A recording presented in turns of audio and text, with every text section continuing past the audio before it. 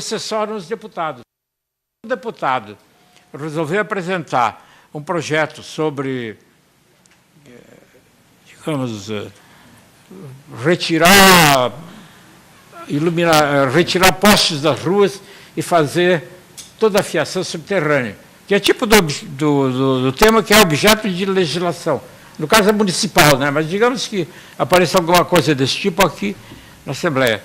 Então, nos Estados Unidos, há um instituto dentro do Congresso americano que faz análises para verificar se isso efetivamente é adequado do ponto de vista técnico e do ponto de vista econômico. E eu acho que a Assembleia Legislativa vai se beneficiar muito da existência do Instituto, e a FAPESP, que é uma instituição que tem uma quantidade de recursos razoáveis, assegurados pela Constituição Paulista, não é mesmo? Ela se sente, digamos, privilegiada de poder colaborar com o Instituto. Muito obrigado.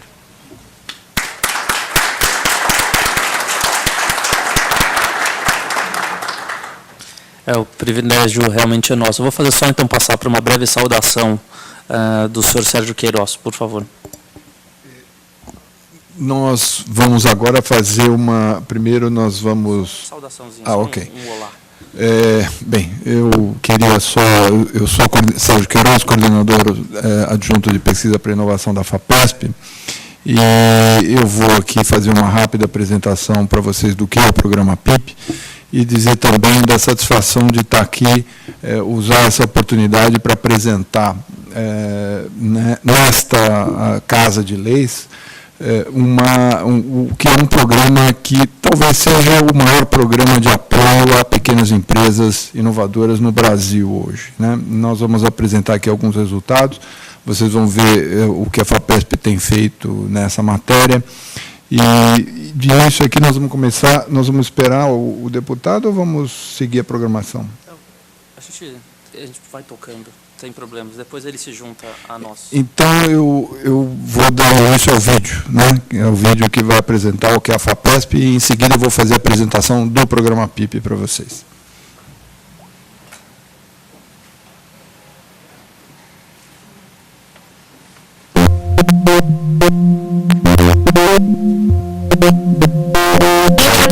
Desde 1962, a FAPESP é uma das principais agências públicas de fomento à pesquisa científica do país. É fruto do diálogo entre pesquisadores e deputados estaduais paulistas que a criaram na Constituinte Estadual de 1947. E sua missão é financiar com recursos públicos a pesquisa científica e tecnológica em todas as áreas do conhecimento.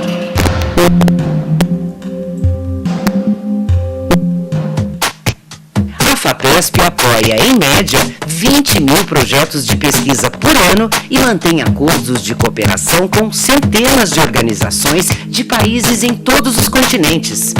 As pesquisas têm contribuído para melhorar a qualidade de vida dos paulistas e para estimular o desenvolvimento do estado de São Paulo. Na saúde, uma nova vacina contra a tuberculose, mais eficaz que a BCG, está em estágio pré-clínico no Instituto Butantan.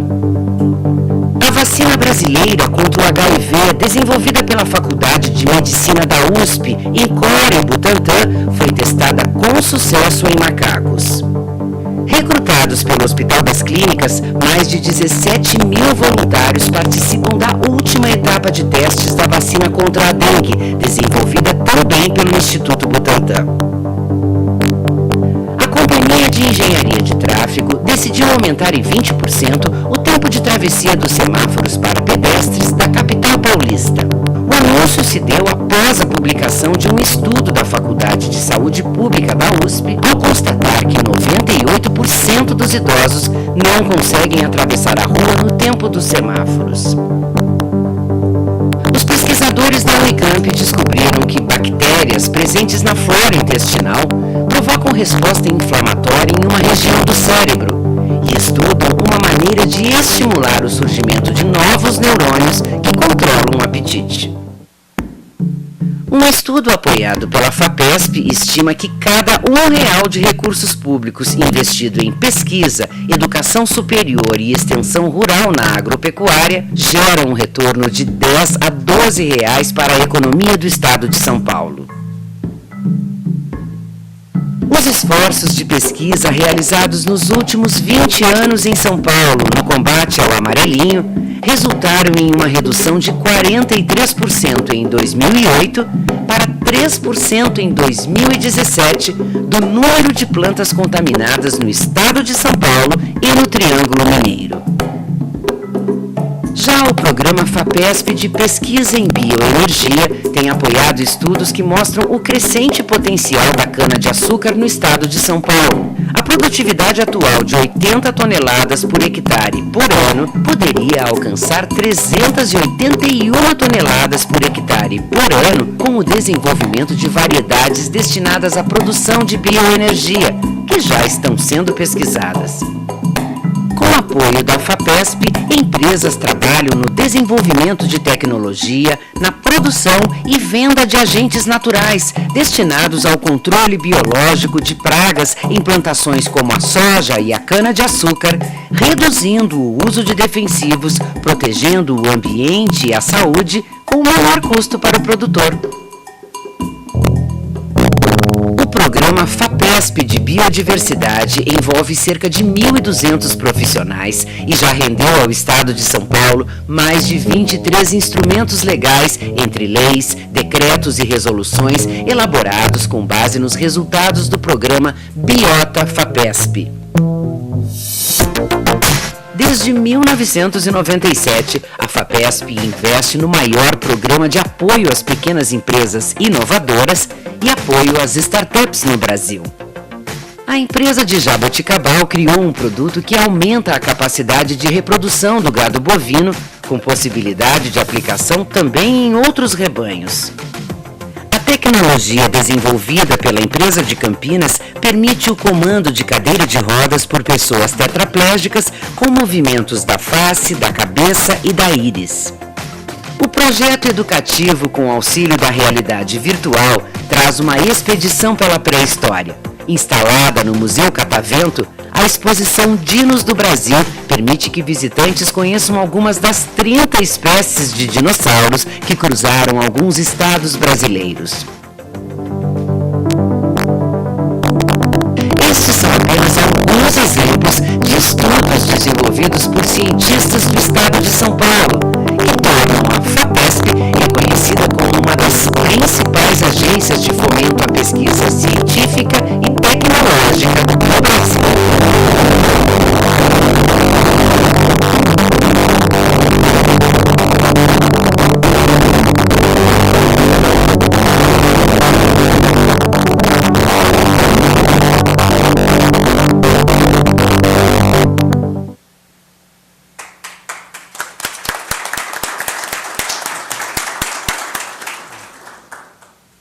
Vou passar só então para uma saudação do José Amaury da Silva Prado Sampaio, assessor parlamentar, representando o deputado federal Herculano Passos. Então, apenas um olá, né?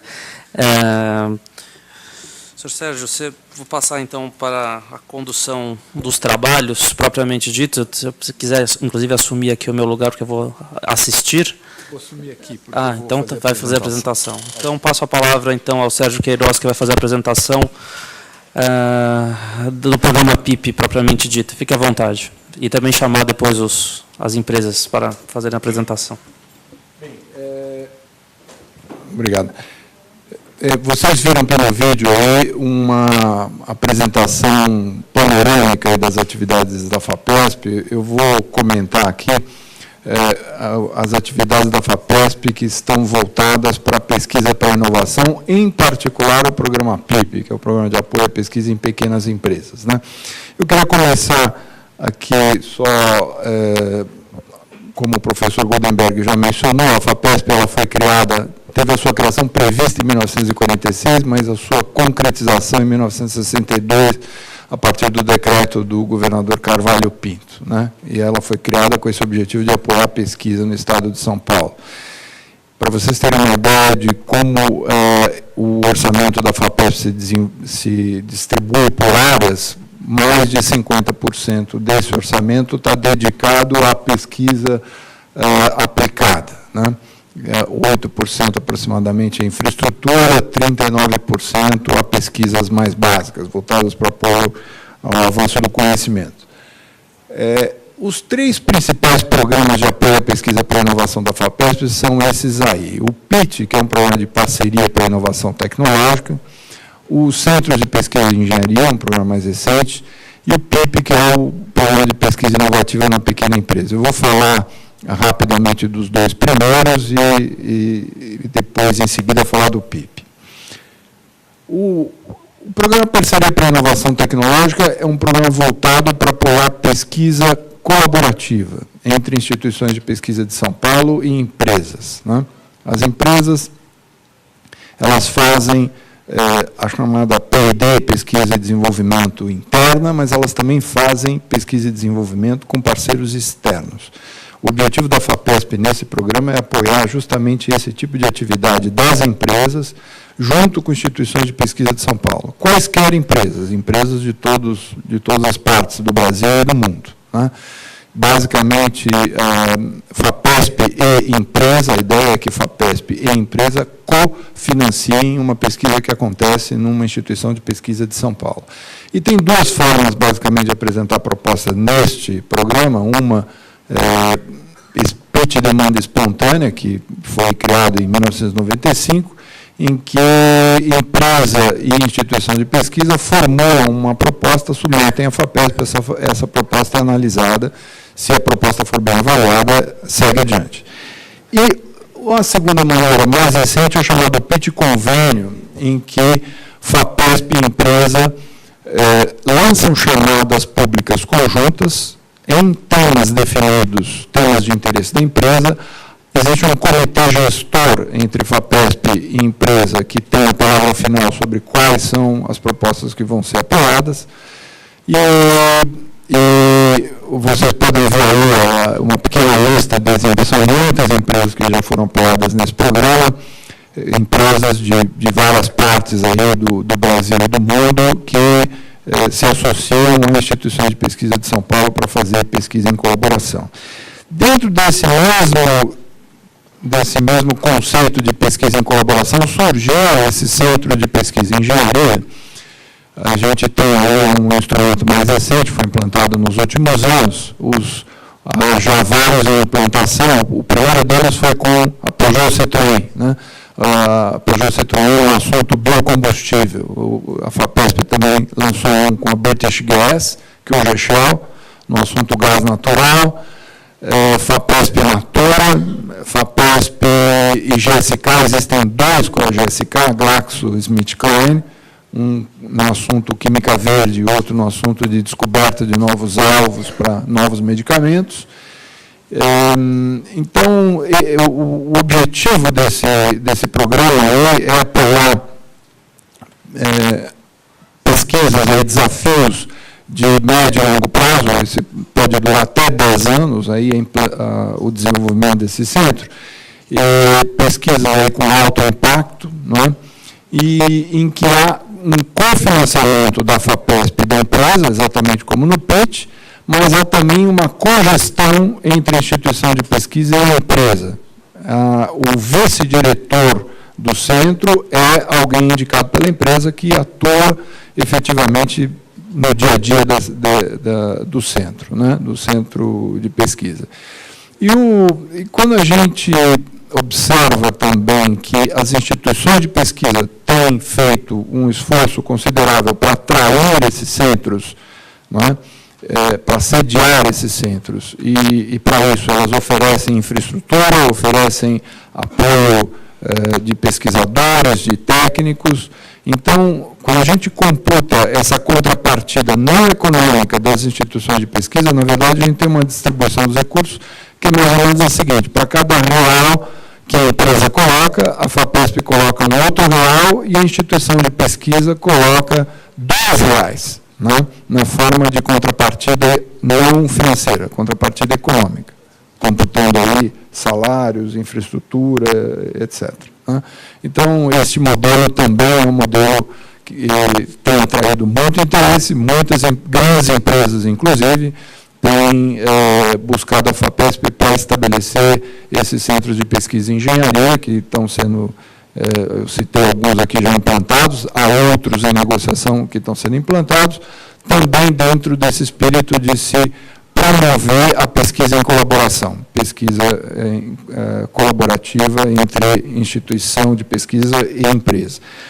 O PIP, esse é o programa do qual eu vou falar um pouco mais agora, que é o Programa de Apoio à Pesquisa em Pequenas Empresas, ele foi criado em 1997 com o objetivo de apoiar a pesquisa que acontece na pequena empresa do Estado de São Paulo. Pequena empresa é empresa até 250 empregados, o que, na verdade, significa média empresa, né? Dentro do conceito brasileiro, uma empresa de 250 empregados é uma média empresa já. E o objetivo é aumentar a competitividade dessas pequenas empresas, mostrar que o investimento em pesquisa, criar dentro da pequena empresa uma cultura de pesquisa é algo que traz retorno para a empresa e, consequentemente, retorno para a sociedade, e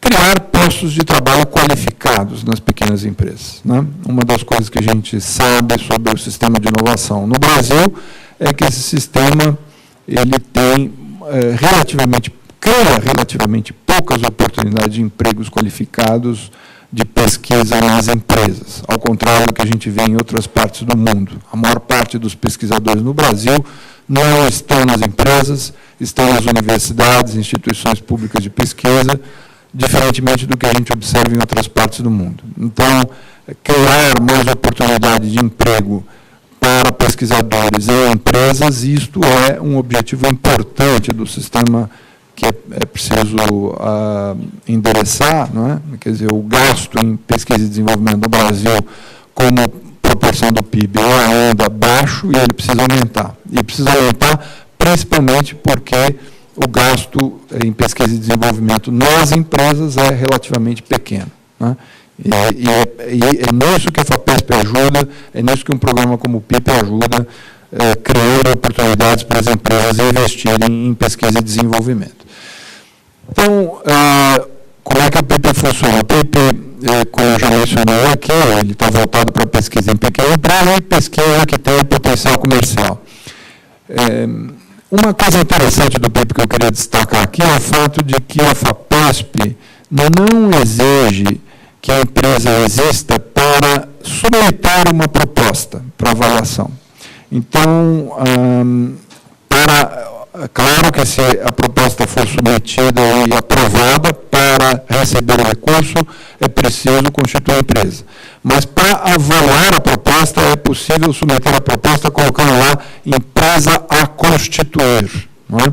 Então, isso tem sido um mecanismo muito efetivo de promover a criação de startups no estado de São Paulo. Porque, muitas vezes, a pessoa tem lá uma boa ideia, quer testar a ideia, mas não quer ainda criar a empresa sem ter a segurança de que vai receber o recurso para apoiar aquela pesquisa. Então, submete, a FAPESP analisa, se a ideia for boa, a proposta vai ser apoiada, aí cria a empresa e recebe o recurso. Né? E uma outra coisa interessante é que o pesquisador principal tem que ser vinculado à empresa, mas ele é avaliado não por critérios acadêmicos, ele é avaliado pela sua experiência, pela capacidade que ele demonstra de coordenar aquele projeto. Né? Então, na verdade, o programa PIP é o único programa da FAPESP em que não há nenhum requisito de titulação. Não é preciso ser doutor, não é preciso ser mestre, agora não é preciso ser nem graduado para submeter um PIP, para ser coordenador de um PIP. Aqui é um quadro que o professor Goldenberg mencionou, que foram mais de 1.000 empresas financiadas, né? Elas estão mais ou menos distribuídas dessa forma pelo estado de São Paulo. A figura está pequena aí, mas vocês podem ver que há uma grande concentração nesse eixo da Anhanguera e da Dutra, né? Então, onde estão ali São Paulo, Campinas, São Carlos, Ribeirão Preto, São José dos Campos. ali que se distribui a maior parte das empresas. Foram mais de 1.000 até hoje. Aqui também um dado interessante de observar como desses coordenadores do PIP, grande parte deles vieram das principais universidades do estado de São Paulo. Né? Quando a gente pega as universidades estaduais e as universidades federais estabelecidas em São Paulo, a gente vê que a maior parte dos coordenadores de projetos PIP veio dessas universidades. E no nível de mestrado mais ainda, no nível de doutorado mais ainda. Né? O programa, a FAPESP faz periodicamente uma avaliação dos seus programas. Ela faz uma avaliação do PIP, já tem um certo tempo essa avaliação. Eu vou aqui destacar alguns dos resultados dessa avaliação. Essa avaliação está sendo atualizada e nós, em breve, teremos dados mais recentes para mostrar sobre esse programa, o que esse programa tem produzido. Mas esses dados aqui são muito interessantes para mostrar como o programa PIP tem produzido resultados extraordinários. Né? Em primeiro lugar, a taxa de mortalidade das empresas PIP é muito mais baixa do que a média das empresas, das pequenas empresas que a gente vê. Né? Em segundo lugar, o programa PIP tem um impacto significativo no emprego. O que se observou é que houve um 41% de crescimento no emprego total, quando se considera aí os empregados, terceirizados, etc., das empresas. Quer dizer, essas empresas que submeteram propostas ao PIP tiveram um crescimento expressivo do emprego. Um outro ponto, o impacto econômico é significativo, isso aparece no vídeo também. Quando a gente olha o retorno do investimento da FAPESP, considerando ainda a contrapartida das empresas, foi de 6 para 1. Para cada real da FAPESP, 6 em faturamento.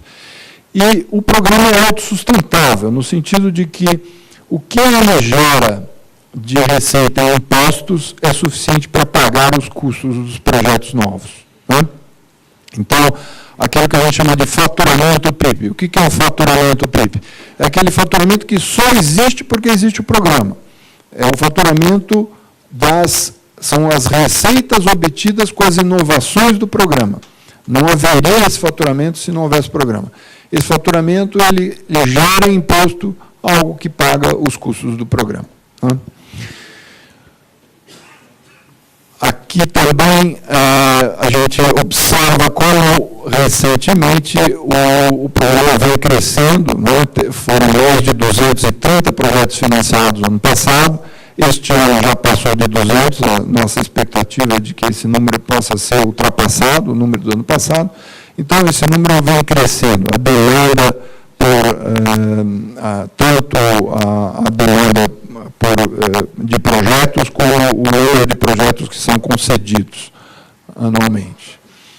Aqui a Unicamp que faz um acompanhamento bem feito dessas empresas que nasceram a partir da universidade, né?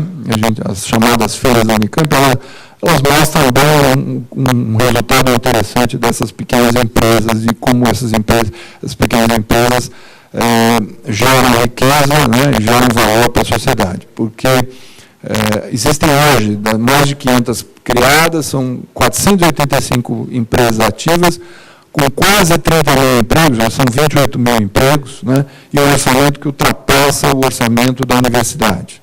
Quando a gente olha para a criação dessas empresas em ano, a gente vê que cresceu nos últimos anos também, né?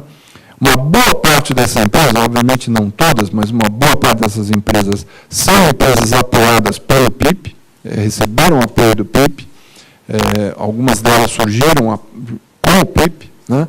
E a gente vê que mesmo em períodos de crise muito aguda, como o que o país atravessou nos últimos 2 anos, o crescimento, o surgimento de novas empresas e o desenvolvimento das empresas PIP continua sendo uma coisa muito impressionante. Né?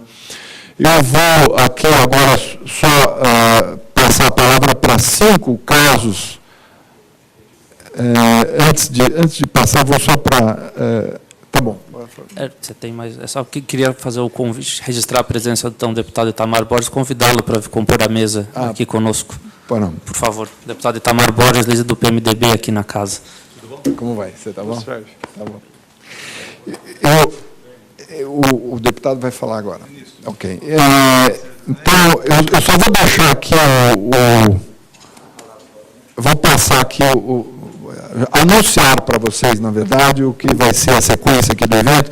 O deputado Itamar Borges, então, vai fazer suas colocações, mas, na sequência, nós vamos fazer uma apresentação de 5 empresas, que são essas que eu vou simplesmente listar aqui, e que estão presentes aqui, a E-Systems, a Nexto, a Altave, a Promip e a Minox. Essas empresas foram 5 empresas que nós selecionamos do conjunto de empresas PIP, na verdade, entre dezenas de outras empresas muito bem-sucedidas, que estão indo muito bem, mas para a gente ter uma ideia mais concreta de como é que este programa da FAPESP tem transformado o conhecimento em riqueza, né? Tem gerado novos conhecimentos que têm se transformado em riqueza para a sociedade na forma de mais empregos, mais faturamento das empresas, etc. Né? Então, eu passo a palavra aqui para o deputado Itamar Borges. Obrigado, professor Sérgio. Boa tarde, pessoal.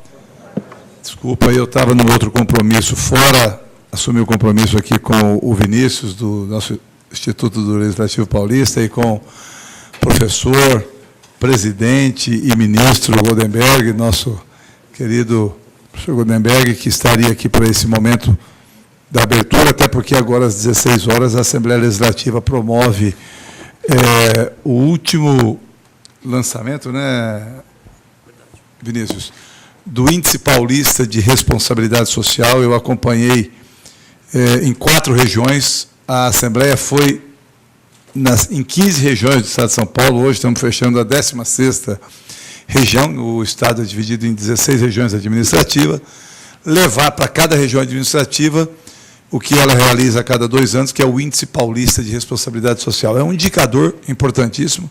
Eu aprendi muito, usei muito esse indicador quando fui prefeito. Eu fui prefeito por 3 mandatos em Santa Fé do Sul, tinha sido vereador antes, estou no meu 2º mandato de deputado estadual, e sempre disse que é uma ferramenta muito importante, porque ele leva lá os índices de escolaridade, de longevidade e econômico nos últimos anos, e vem acompanhando a evolução, o recuo, e indica as políticas necessárias a serem priorizadas para que possa avançar, recuperar espaço nessas áreas. Então, é um instrumento muito bom que a Assembleia constrói junto com o SEAD.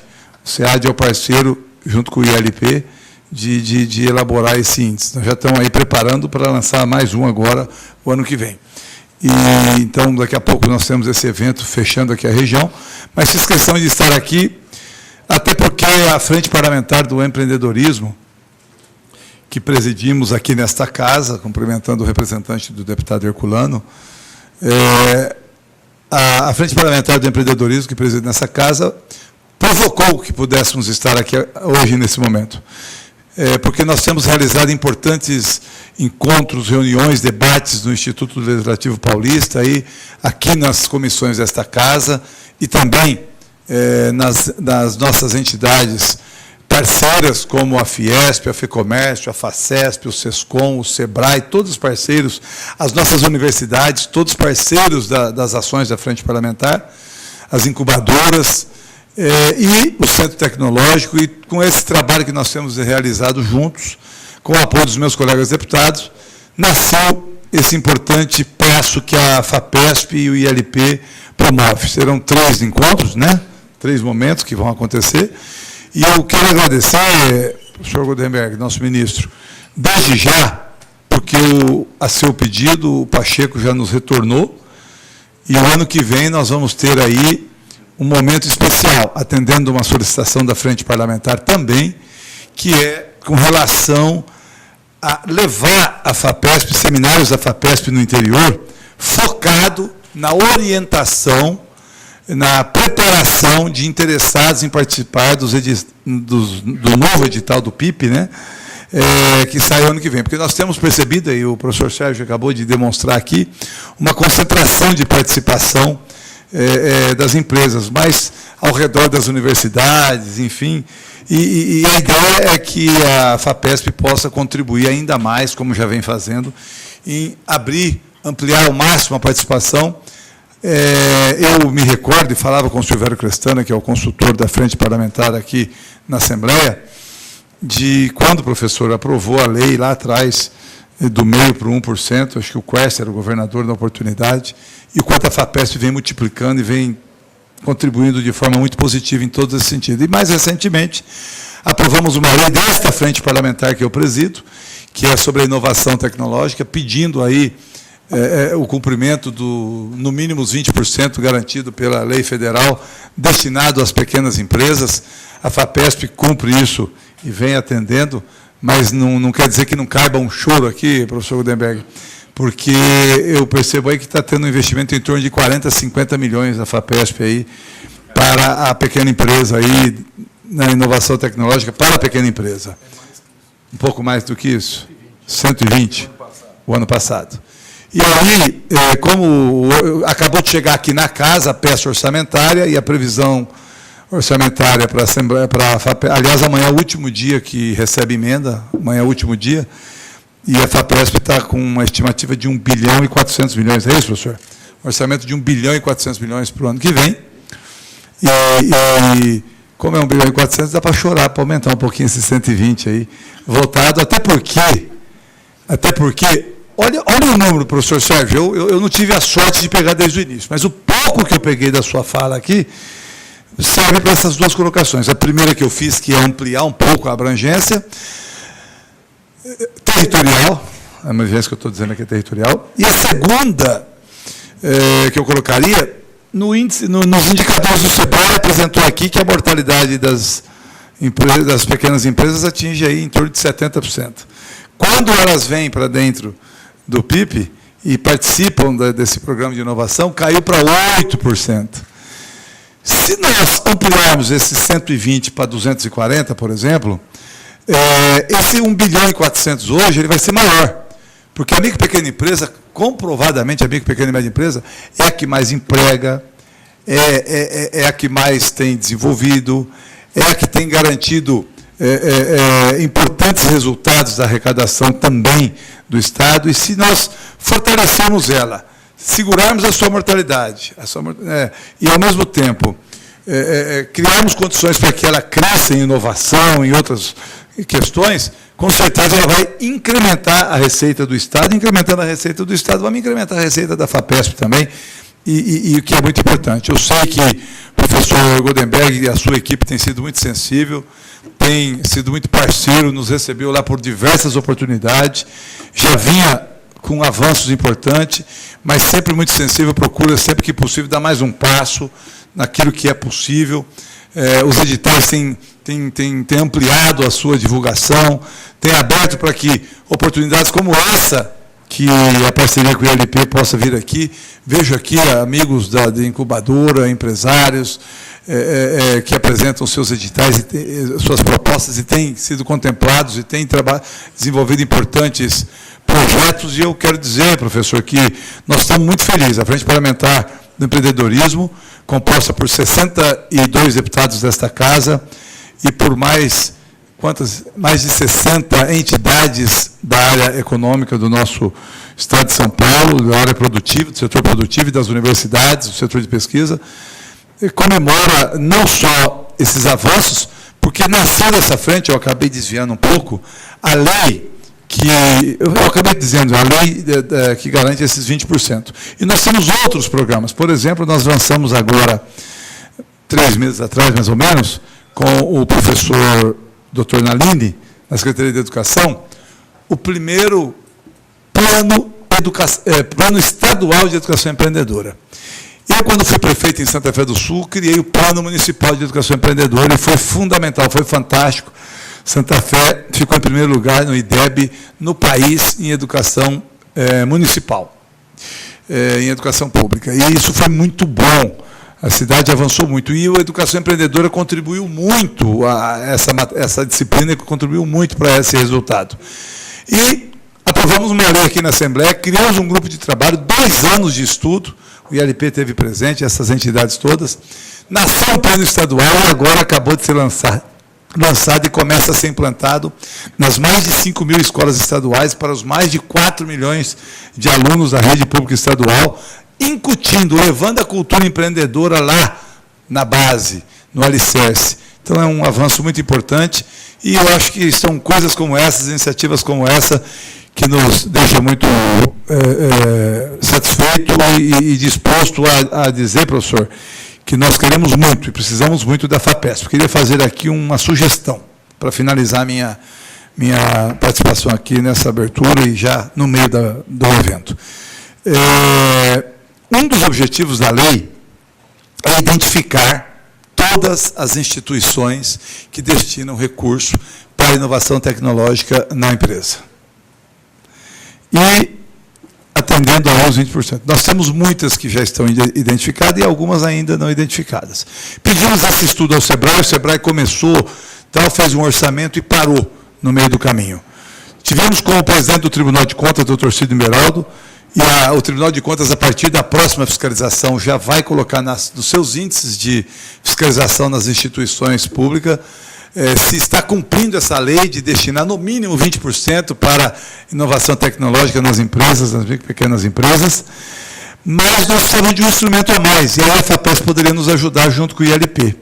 Fazer um convênio entre a FAPESP e o ILP, para que o ILP, com esse convênio, com essa parceria, pudesse identificar todas os institutos, empresas e entidades que investem, que destinam recursos para a inovação, e, ao mesmo tempo, que identifica para fazer uma análise se está cumprindo a lei que a FAPESP cumpre. Se as outras também estão cumprindo, que é destinar no mínimo os 20% para a inovação nas pequenas empresas. Com isso, eu tenho certeza que nós vamos ampliar a oferta de recursos para não só os que aqui estão, mas outros que não estão e que possam ter acesso à inovação, lá como a gente brinca, dentro da fábrica, no chão da fábrica, na nossa empresa, que tanto necessita de inovação. Só um último índice, que eu acho que é fundamental, nós trabalhamos num programa paralelo, que é a internacionalização da micro e pequena empresa e média empresa. O Brasil, indicadores nossos, de que apenas 2% da exportação sai da micro, pequena e média empresa. Enquanto que você pega os Estados Unidos, mais de 50%, você pega na Europa, a mesma coisa. Então, nós precisamos avançar muito.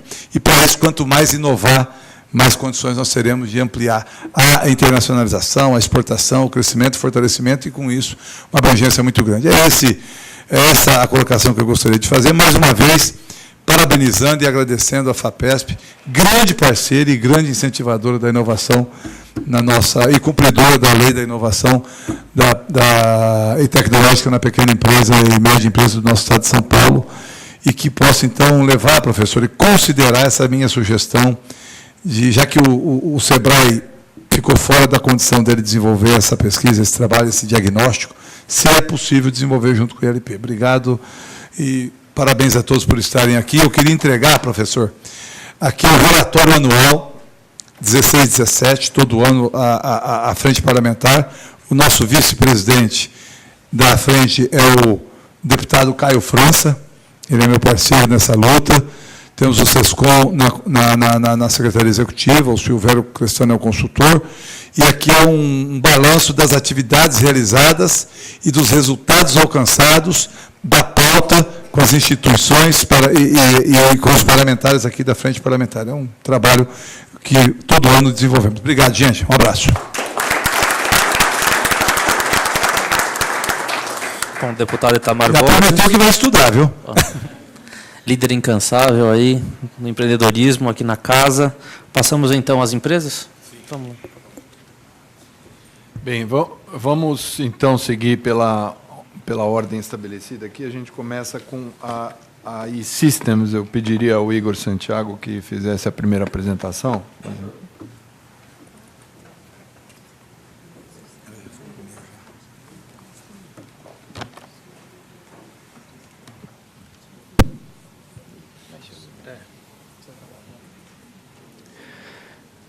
primeiramente, boa tarde. Quero agradecer o convite do pessoal da FAPESP.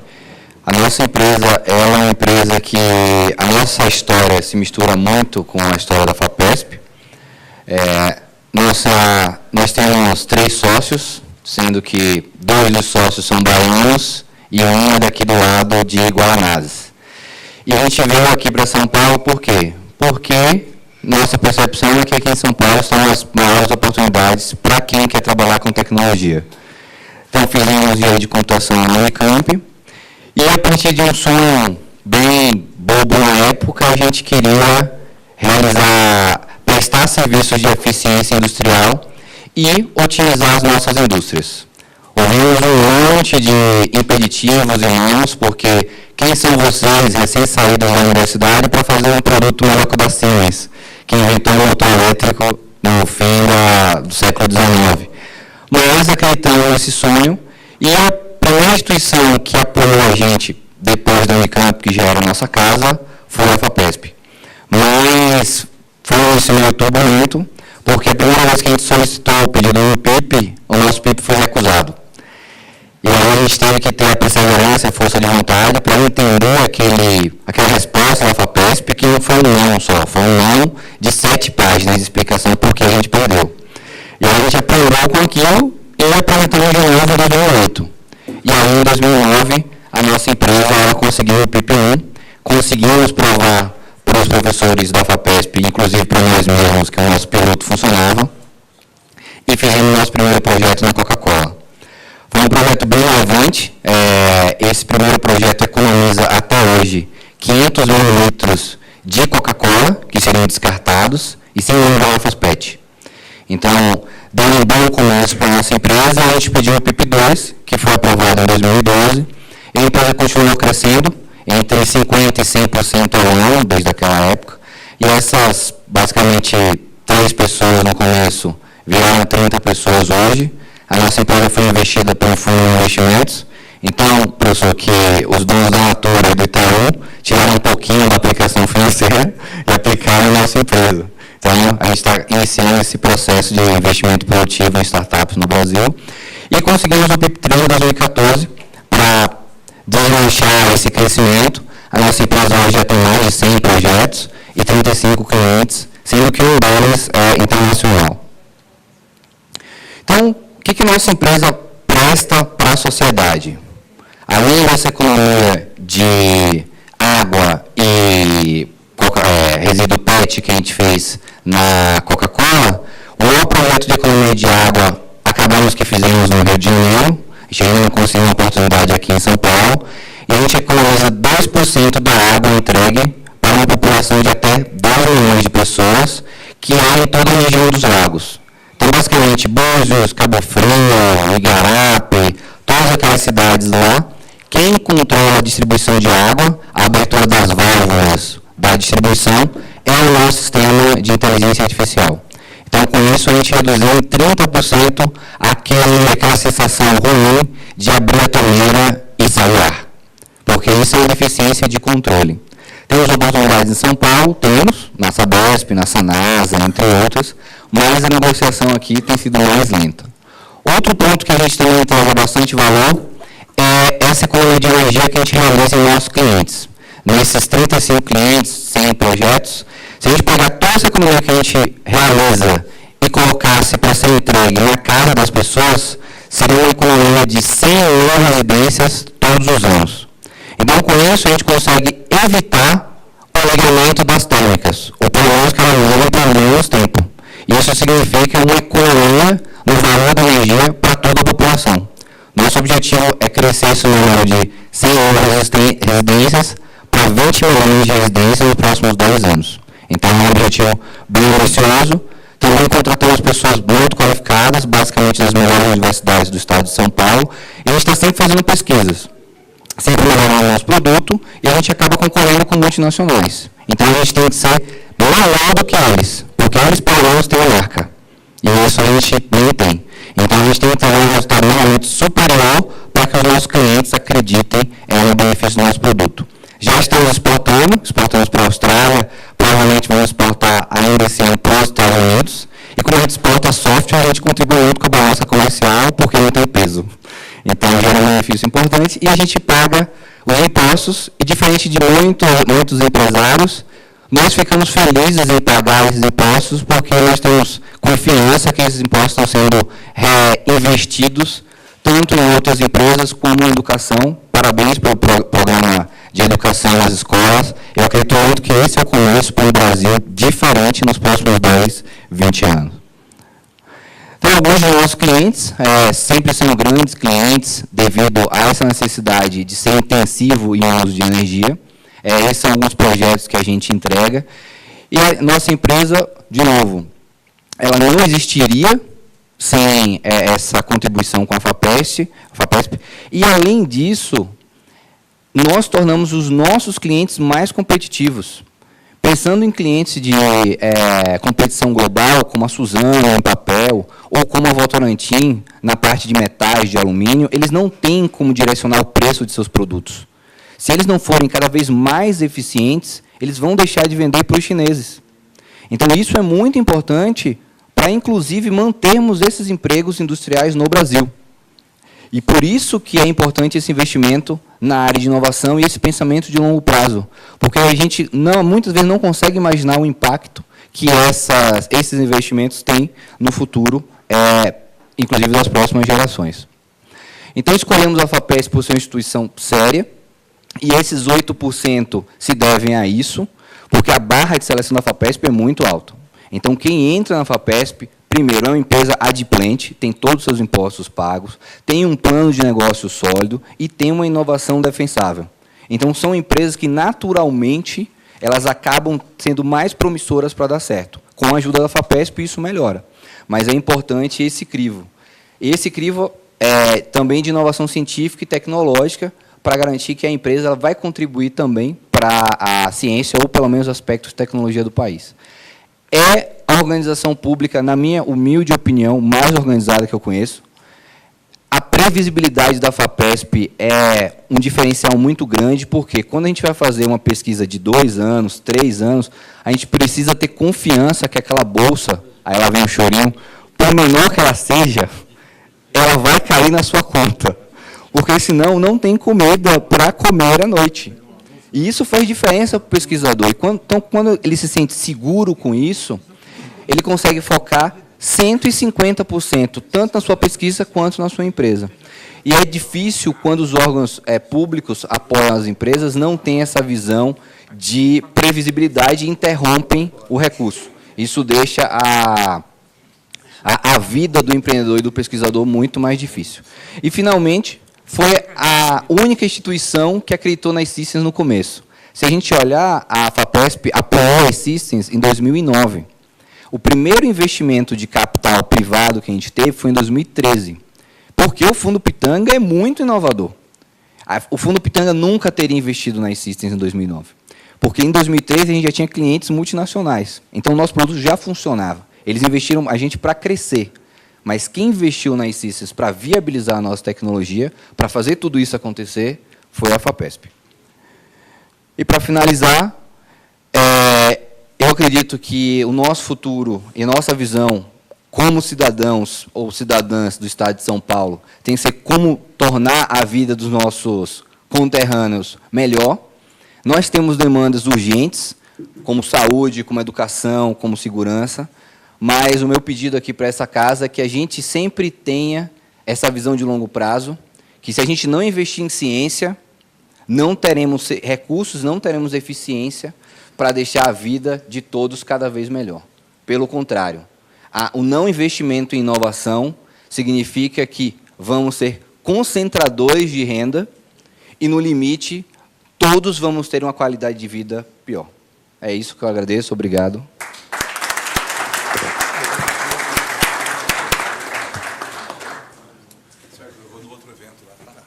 Parabéns. Obrigado. Dá licença, pessoal. Eu vou no outro evento, tá?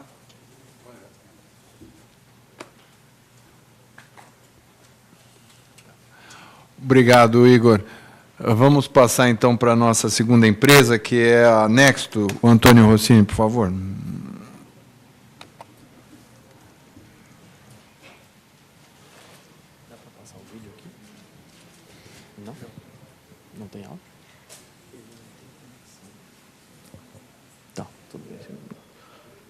Olá, pessoal, boa tarde. Queria agradecer a presença de todos aqui e dizer que foi uma honra ter sido convidado para representar um dos 5 cases do PIP ao longo desses 20 anos, contar um pouquinho da história da Nexto para vocês e um pouco de como a FAPESP nos ajudou e vem nos ajudando. Queria começar com uma pergunta. Vocês têm ideia de quanto que se desperdiça de alimentos no mundo todos os anos? Todos os anos são desperdiçadas 1,6 bilhão de toneladas de alimentos no mundo. Se a gente reduzisse esse desperdício somente no Brasil, a gente conseguiria alimentar 30 milhões de pessoas. É um número bastante grande, não é mesmo? Tem um fator que influencia no desperdício de alimentos que é bastante crítico, que é o controle de temperatura. Então, quando o alimento está armazenado, cada 10 graus Celsius que você aumenta na temperatura de armazenamento, você reduz em 3 vezes a vida útil desse alimento. Se no supermercado a gente conseguisse eliminar os problemas de temperatura, de desperdício de alimentos por causa de temperatura, a gente aumentaria a margem do segmento em 29%. Então, vocês têm ideia do tamanho do prejuízo que é isso, não é? Como é que a Nexto resolveu isso?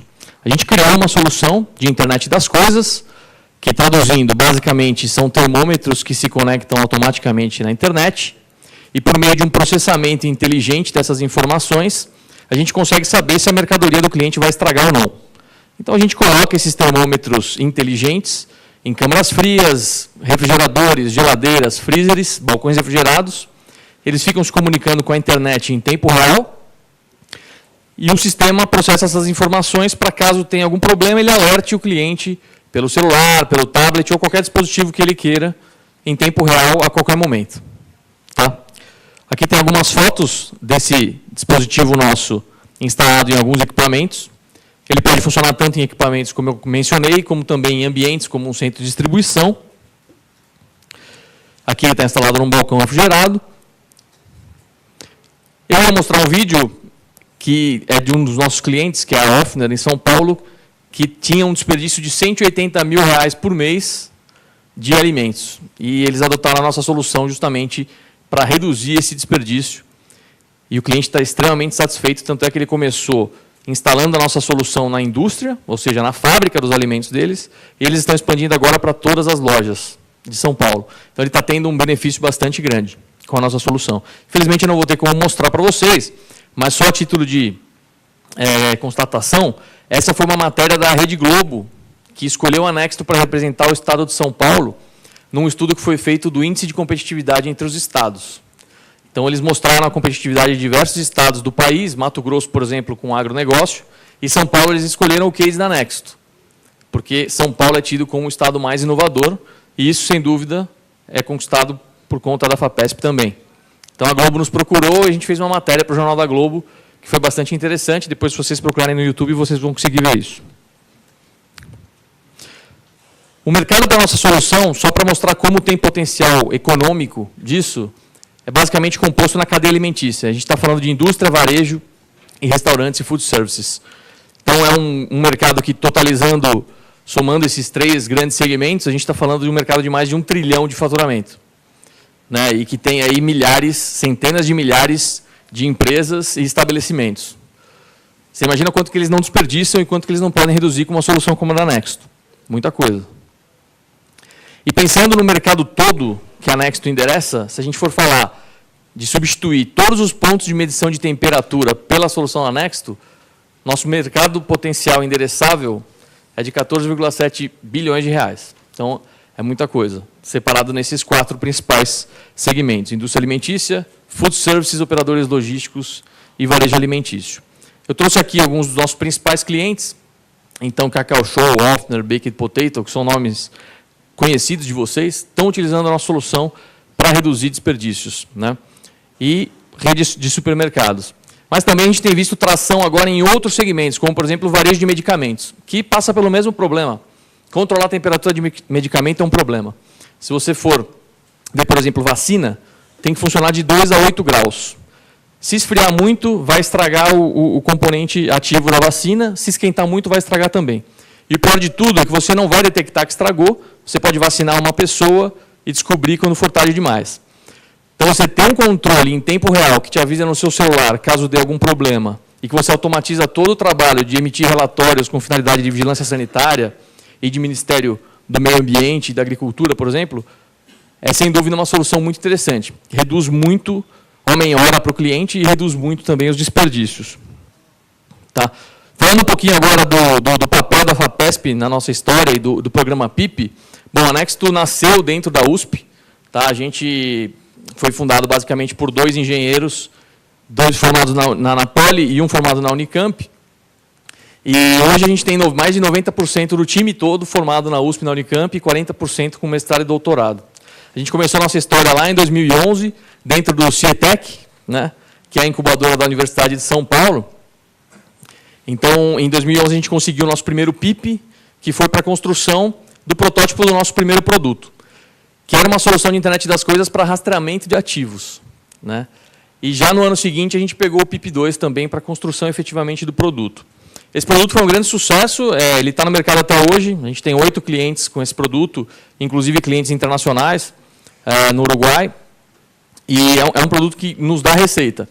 E foi graças a ele que a gente criou a cultura de pesquisa dentro da nossa empresa. Foi graças à FAPESP que, por meio dos primeiros bolsistas, por meio das primeiras aquisições de material permanente, de equipamentos para testes, a gente começou a desenvolver pesquisa dentro da empresa com foco em aplicação que fosse trazer resultado para o mercado. Né? E a título do quanto que isso foi relevante, né? Então o professor Sérgio comentou que a cada real investido retorna praticamente R$6 em faturamento. A gente levantou com a FAPESP 650 mil. Foi 150 mil do PIP 1 e 500 mil do PIP 2. E ao longo dos últimos anos a gente já faturou mais de R$8 milhões, ou seja, a gente faturou 13 vezes o que foi investido pela FAPESP. Nesse meio do caminho, a gente trouxe mais investimento, evidentemente. A gente trouxe investimento do Fundo de Inovação Paulista, que é gerido pela SP Ventures e que tem também a FAPESP como cotista. Então, a Desenvolve São Paulo, a FAPESP, o Sebrae, são todos cotistas do fundo que investiram na Nexto. Portanto, eu falo que a FAPESP é para a gente uma mãe, né? E não só a FAPESP, mas todo o ecossistema de inovação do Estado de São Paulo foi fundamental na existência da nossa empresa. Né? A Nexto só existe porque existiu em algum momento uma política pública, um conjunto de políticas públicas que pensaram em investir em empresas de alto risco que poderiam trazer um retorno para o mercado e um retorno para a sociedade. Né? No nosso caso, começando nas universidades estaduais do Estado de São Paulo, depois na incubadora, passando pela FAPESP e, mais recentemente, em 2015, angariando o Fundo de Inovação Paulista. Então, eu fico muito feliz de ver que essa instituição continua crescendo e que está com um orçamento tão vantajoso quanto esse que foi aqui anunciado. E, assim como o Igor, eu acho que o investimento em pesquisa é essencial para a gente continuar crescendo como sociedade. O professor José Goldenberg falou no começo dos países industrializados, e o que diferencia muito esses países é que eles têm um orçamento bastante grande dedicado para a educação e pesquisa em ciência e tecnologia. Se a gente começou com 0,5% do Estado de São Paulo, passou para 1%, a gente tem que pensar em ampliar cada vez mais isso e destinar esse investimento com cadência, porque a pesquisa vai levar tempo para acontecer, um resultado prático, mas quando ele acontece, ele pode ser disruptivo, ele pode mudar completamente a história da sociedade. Então, sou muito grato à FAPESP por ter feito isso pela Nexto e por continuar fazendo isso pela sociedade brasileira e pela sociedade paulista. E muito obrigado a todos.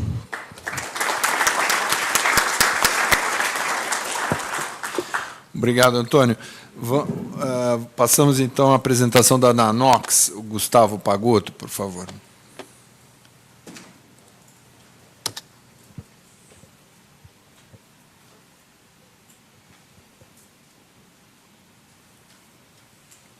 Boa tarde, meu nome é Gustavo, vou contar a história da Nanox, o nosso testemunho com relação aos projetos que a gente já teve com a FAPESP.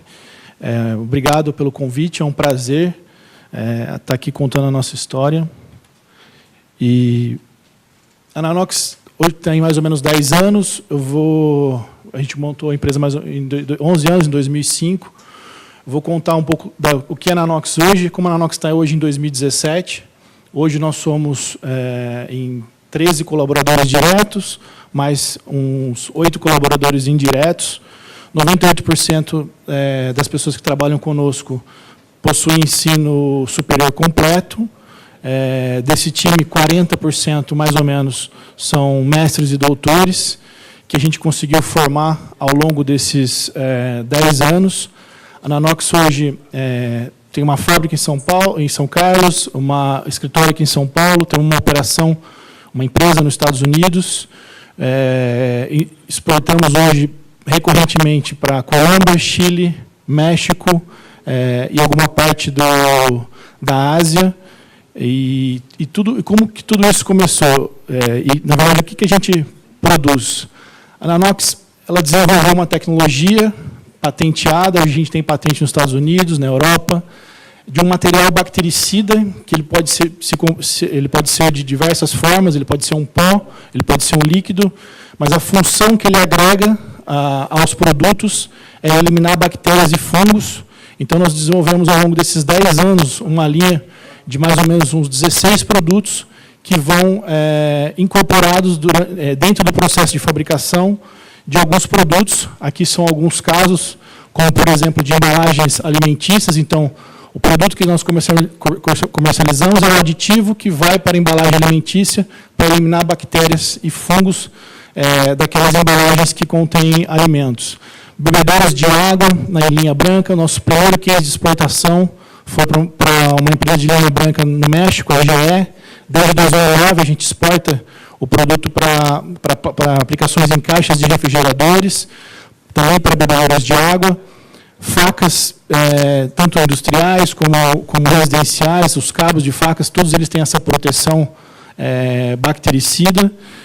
Um case que foi muito bacana que a gente fez, que são garrafas de leite pasteurizado, ou seja, aquele leite que não é ultrapasteurizado, ou HT, o leite simplesmente pasteurizado, onde tem vários benefícios em relação ao leite ultrapasteurizado.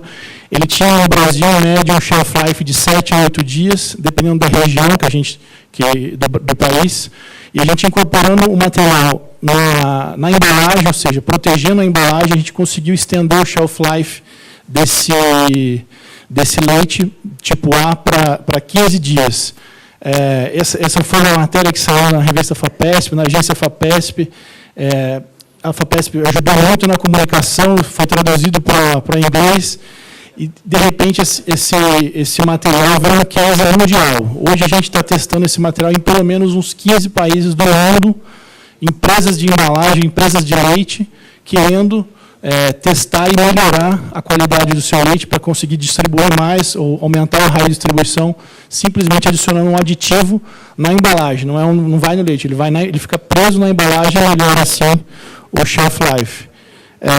Mas tudo isso começou, na verdade, em 2004, quando 3 empreendedores se juntaram, tinham a vontade de empreender, e naquela época a gente conheceu um programa da FAPESP que chamava PIP. E não sabíamos exatamente o que era, fomos ver que era um programa que apoiava pesquisa e inovação na empresa. A gente não tinha empresa, constituímos a empresa, submetemos esse projeto para desenvolver materiais bactericidas para serem aplicados em polímeros e metais. Ganhamos R$74 mil, eu lembro, em 2005, e começamos a desenvolver o projeto. Ao longo de 2005 em diante, começamos a com clientes. Em 2006, a gente já teve um primeiro fundo que apoiou a empresa, já transformou a empresa numa SA. Ao longo de 2007, 2008, a gente recebeu outros aportes da FAPESP, no PIP fase 2. Depois também tivemos, bem em 2012, quando a gente já tinha vendas, já tinha clientes, mas a gente não tinha escala. Não tinha produção, a produção era pequena, veio a PIP fase 3 para a gente fazer um escalonamento da produção, e casou exatamente com o time que a gente tinha de aumento de vendas. Em 2014, nós ganhamos o prêmio da Câmara do Comércio de São Paulo, como uma empresa inovadora que exporta, porque a gente já estava exportando isso desde 2009. Ao longo de todos esses anos, a gente foi desenvolvendo a tecnologia para chegar exatamente onde a gente está hoje, em 2017. O ano passado nós recebemos um outro fundo de investimento, com um segundo round de investimento. Hoje a Nanox, com a operação nos Estados Unidos, a gente tem um produto aprovado pela FDA, Ou seja, o nosso produto pode ser comercializado nos Estados Unidos com aprovação do FDA, que é um dos órgãos mais rigorosos dos Estados Unidos e do mundo. Ou a gente tem patentes nos Estados Unidos, temos patentes na Europa, além de algumas patentes depositadas aqui no Brasil. E tudo isso começou com o apoio da FAPESP, através do programa PIP Fase 1, que na verdade foi um anjo mesmo, que investiu aqueles R$74 mil, e isso, mais toda a capacidade da empresa, do time e os outros projetos que vieram, a gente conseguiu desenvolver uma linha de produtos enorme, começando lá em 2005, e é uma empresa internacional. Hoje a gente tem operação nesses países, e tudo isso começou com o primeiro PIP Fase 1, que o meu testemunho pessoal como coordenador de projeto, e eu acho que o da empresa também, é que a continuidade ao longo dos anos do programa, sempre recorrente, todos os anos, e a disponibilidade, além da lisura que tem todo o processo, você receber pareceres dos cientistas mais renomados naquela sua área, contribui muito para o desenvolvimento do projeto, porque toda vez que você tem um projeto, um assessor avalia, te faz questionamentos que muitas vezes a equipe não tinha pensado, e você precisa responder aquilo de uma forma adequada, e tudo isso ajuda o processo de desenvolvimento da empresa, além de ser uma chancela. Os próprios investidores, como o Weber falou, não investiriam, como a gente já teve 2 anos de investimento, se a gente já não tivesse tido outros investidores que acreditaram em parte daquela ideia, ou já correram um risco tecnológico, que é o caso do PIP. A gente recebeu dinheiro para provar que aquela pesquisa que a gente gostaria de desenvolver de materiais bactericidas ia funcionar. Funcionou, começamos a comercializar, aí o fundo realmente, não, agora vocês precisam escalar. E colocou o dinheiro para a empresa alavancar. Então, acho que é isso. Agradeço poder participar e estou sempre à disposição aí para a FAPESP. Obrigado. Obrigado, Gustavo. Vamos ouvir agora a apresentação da Altave. O Bruno Avena, por favor.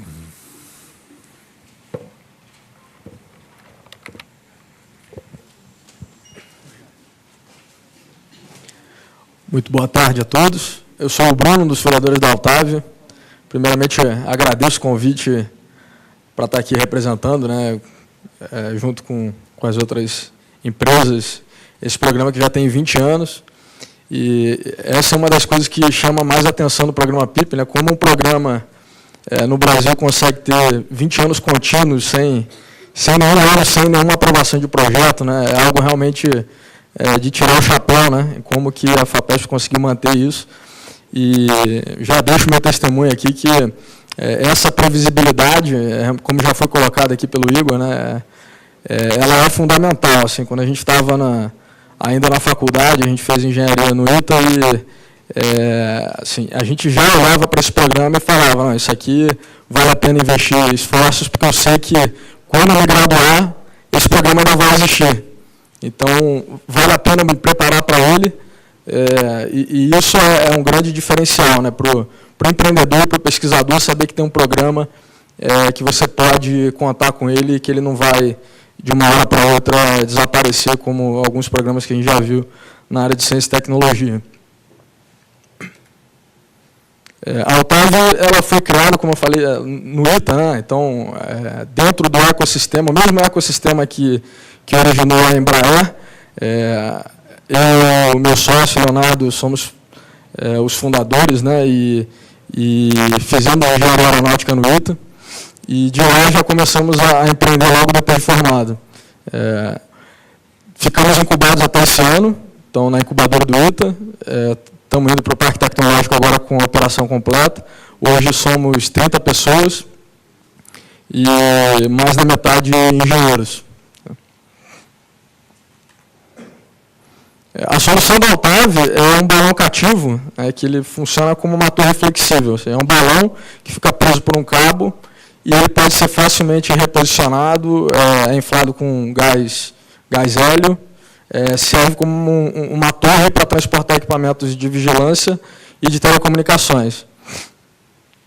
pode ficar até 5 dias sem precisar de recarga, né, e ergue um equipamento de até 35 quilos. Então, basicamente, foi isso que a gente desenvolveu com o apoio do programa PIP, em todos os aspectos, né, a parte da estrutura, a parte mecânica, a parte aerodinâmica, tudo isso foi tratado ao longo do projeto.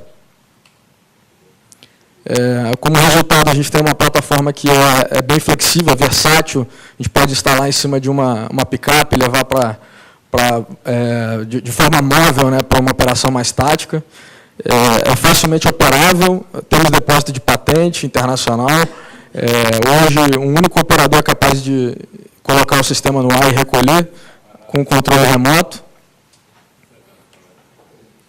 E como aplicações, nós temos o monitoramento de grandes áreas, né? Esse é o grande foco. A gente consegue estar numa altura de 200 metros de forma rápida, muito maior do que as torres, né?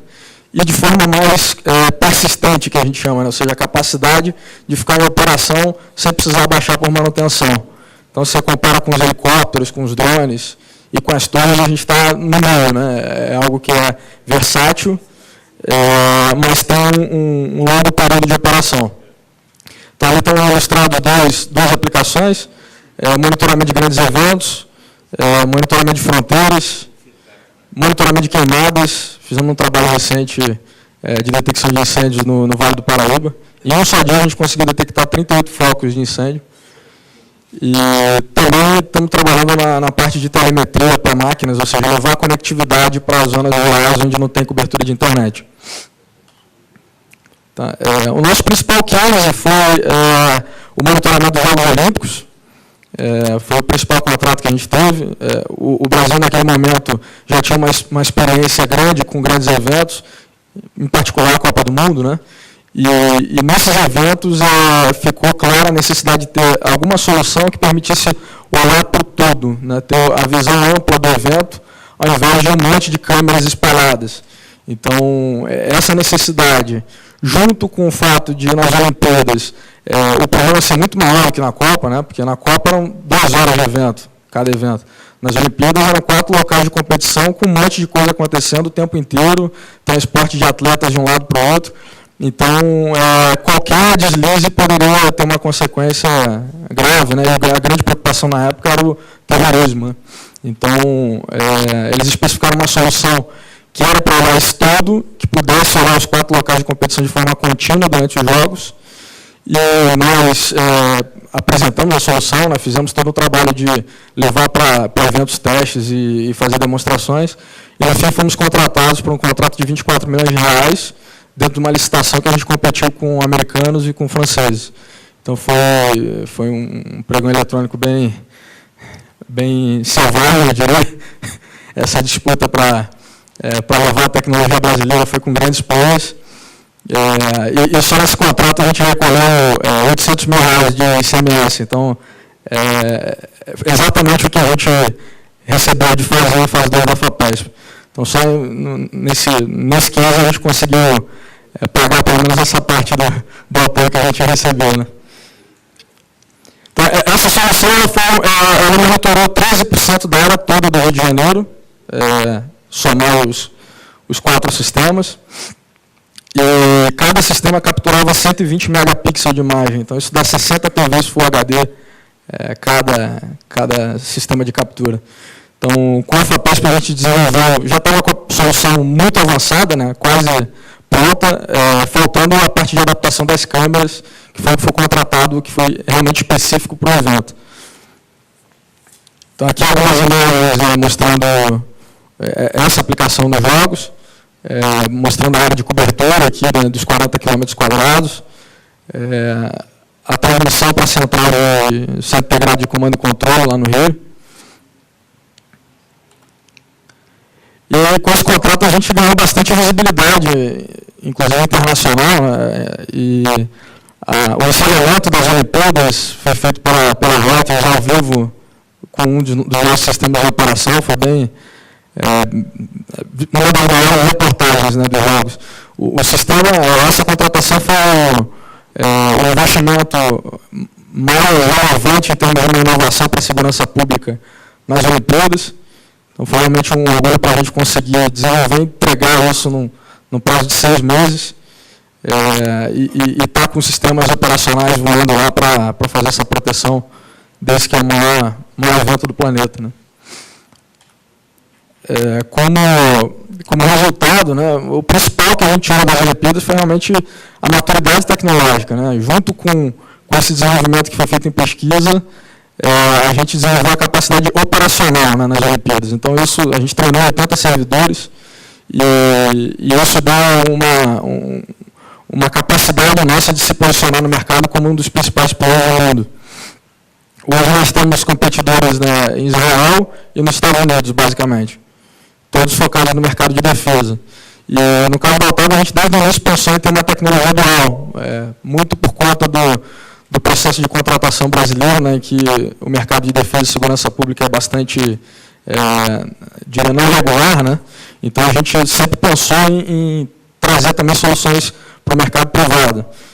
Então a gente está trabalhando bastante agora no agronegócio, e também exportando. A gente já iniciou um movimento de exportação, exportamos o primeiro sistema para a Europa, através de uma parceria com um distribuidor francês, e foi uma grande vitória para a gente, porque esse distribuidor poderia virar um concorrente nosso, né? Ele teria potencial para ser um concorrente, mas ele veio em complemento do portfólio dele e quis fazer uma parceria para ver que a gente já estava com uma maturidade alta tecnológica e poderia complementar, né, os produtos que eles tinham. Então, já vendemos o primeiro sistema para a Europa.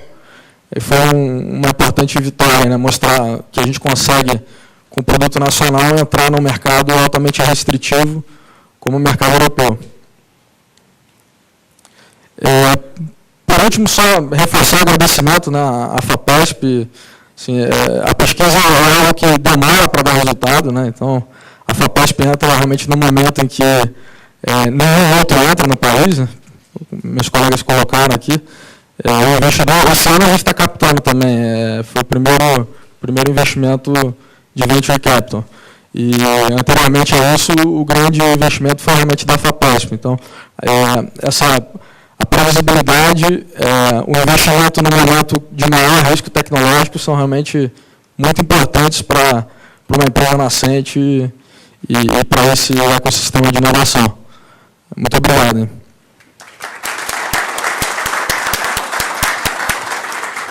Obrigado, Bruno. Bem, vamos então para a última apresentação da Promip. Marcelo Poletti, por favor.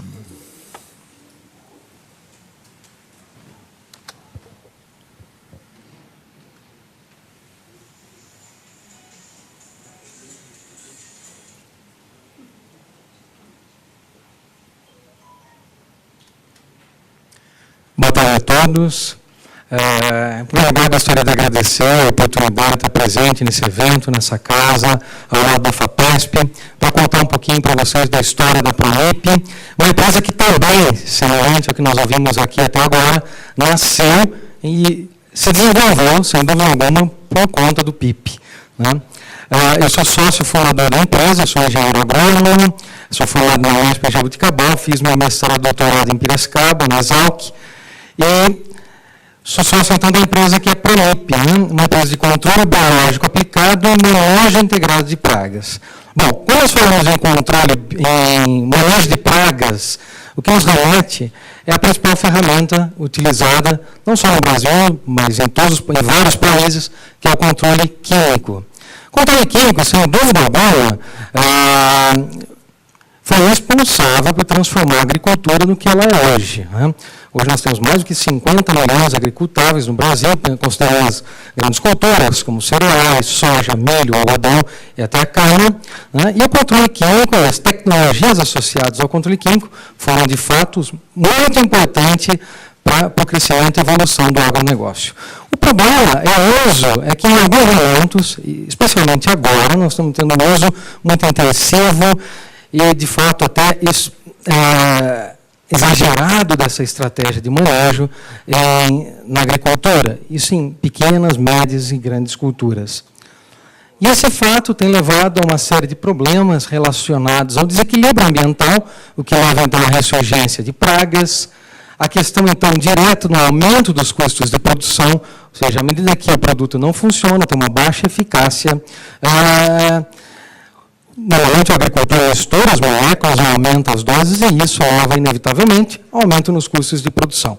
E dois itens muito importantes, a questão dos resíduos tóxicos, principalmente dos alimentos, então, produzidos e comercializados em natura, nas gôndolas dos supermercados, e uma questão importantíssima é que, devido à pressão de seleção com as principais moléculas disponíveis no mercado, então, hoje, inúmeros casos de pragas resistentes aos produtos químicos têm sido detectados.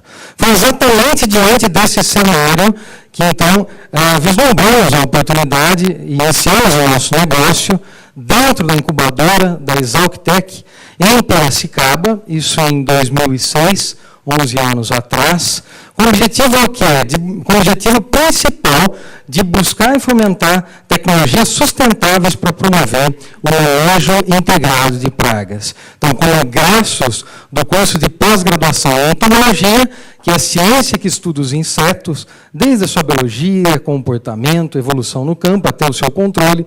Então, iniciamos o nosso negócio numa sala de 30 metros quadrados e como 2 sócios fundadores da empresa.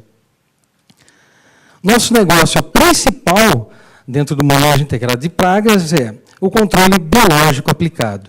O controle biológico aplicado é feito através do uso de produtos biológicos contendo predadores e parasitoides. Com relação ao controle biológico, existem 2 grandes grupos. O grupo dos predadores e parasitoides, os predadores se alimentam da praga em campo, nós liberamos, ele se alimenta.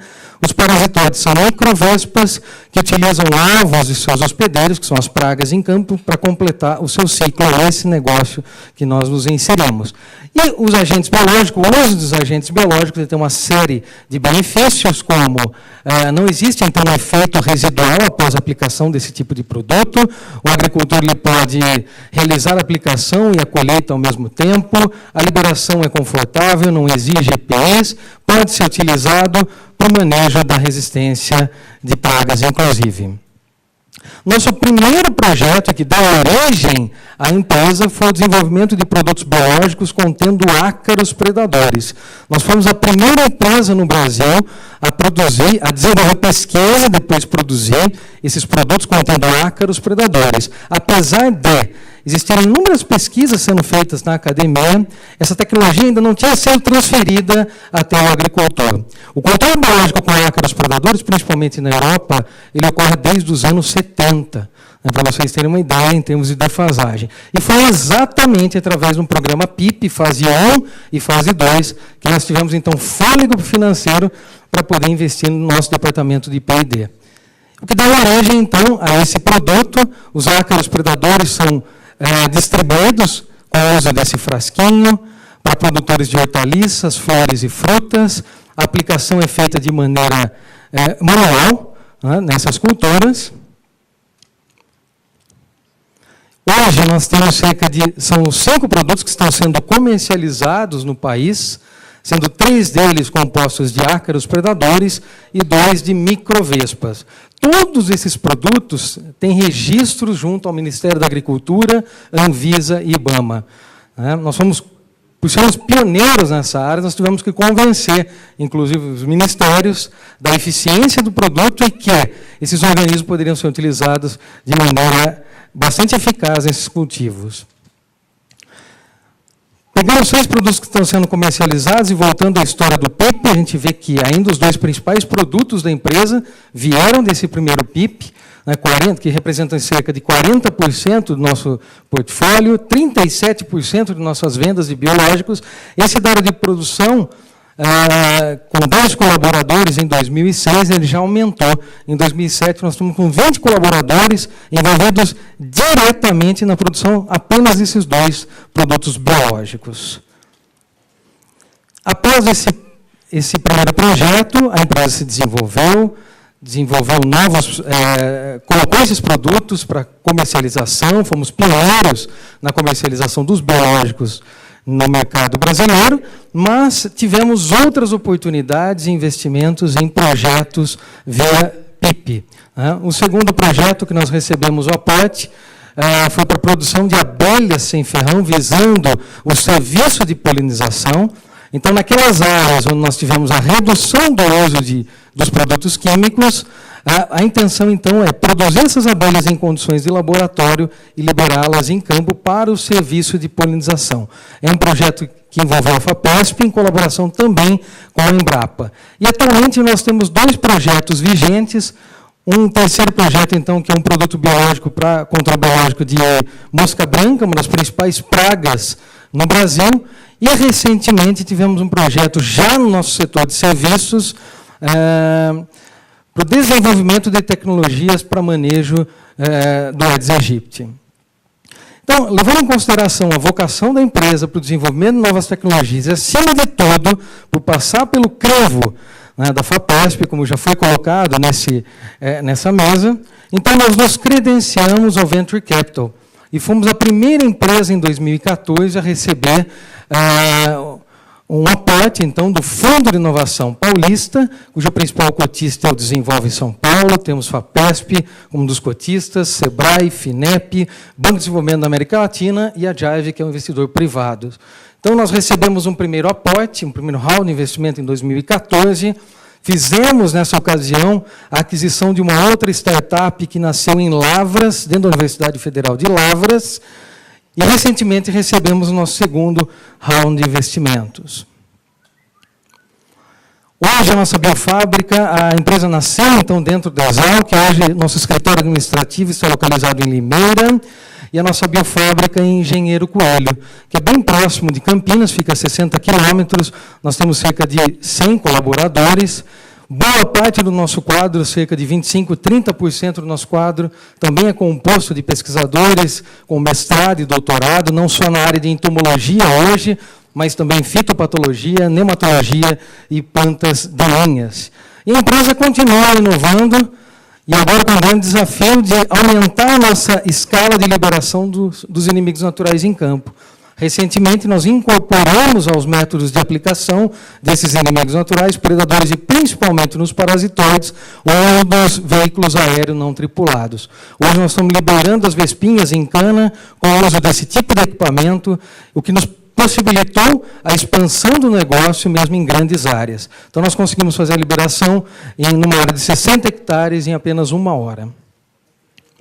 E, recentemente, nós inauguramos nosso Centro de Desenvolvimento e Pesquisas no município de Conchal, nessa estação experimental em Conchal, uma área de 100 hectares, onde nós continuamos a desenvolver tecnologias para a empresa e tecnologias para diferentes clientes posicionados aí, e que têm tecnologias voltadas ao manejo integrado de pragas. Eu agradeço muito novamente o convite, é uma oportunidade muito grande participar e representar o agronegócio dentro dessa mesa de empreendedores. Parabenizo novamente a FAPESP e agradeço muito. Muito obrigado.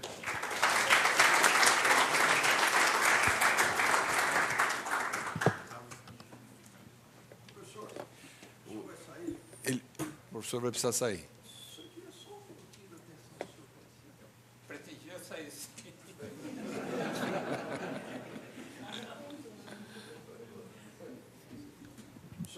Para debate, para palestra. É só uma observação.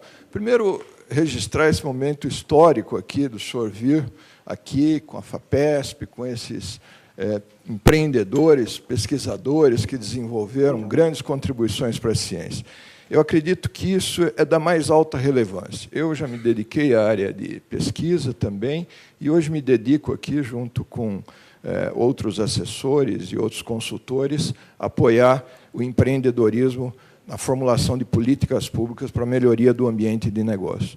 Estamos procurando fazer várias das políticas que são feitas nos Estados Unidos, que é desenvolvida pelo SBA, o Small Business Administration, que tem uma lei de apoio às micro e pequenas empresas e outras comunidades. Um dos programas é esse que o deputado falou, de inovação tecnológica, o outro também de educação empreendedora, e um outro muito importante, que é o de compras governamentais. Usar o poder de compra do Estado para justamente acolher esses projetos. Imagina se a SABESP, se a CETESB tivesse que fazer o que os Estados Unidos todos os departamentos de compra de todas as unidades precisam fazer. Lá, todo ano, o Departamento de Comércio decide. Esse ano vai ser 30%, 33%, 32% comprado dos pequenos negócios, sim. Então, esses compradores públicos eles vão capacitar os seus compradores